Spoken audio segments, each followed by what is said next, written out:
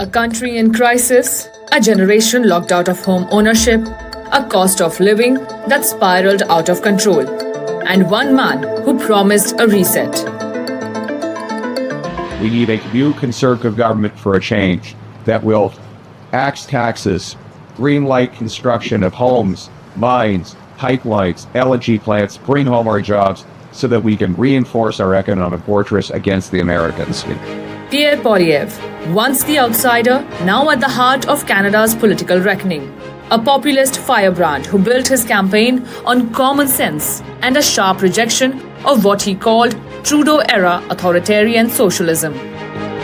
Just a year before his election win, Poilievre was thrown out of Parliament for calling Justin Trudeau a wacko. He called it straight talk. Critics called it divisive, dangerous even. On the campaign trail, he relentlessly targeted the Liberals, blaming them for what he sees as a weakened economy.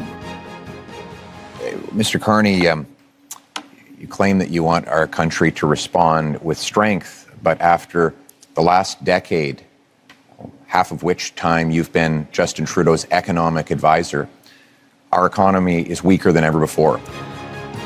Labelled Trump-light by critics, Poilievre has drawn comparisons to the US president.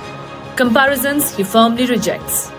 When Donald Trump suggested Canada becomes the 51st state and imposed tariffs, Poilievre hit back.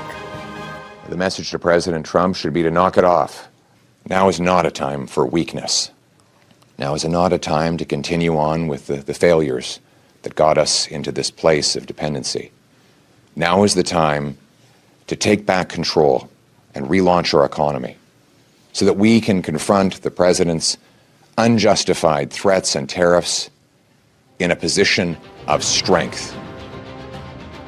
From backing the Freedom Convoy to pledging the biggest crackdown on crime in Canadian history, Poilievre has promised sweeping reforms. His vow to scrap Canada's carbon pricing framework has alarmed climate advocates. His wife, Anaida, came to Canada as a child refugee. And while Poilievre speaks of integration over identity, his immigration policy is directly linked to housing supply and affordability. For his supporters, he is the antidote to liberal elitism. For his critics, a hardliner cloaked in pragmatism. As Canada decides, the world watches. With Riddhima, Kedia, NDTV World.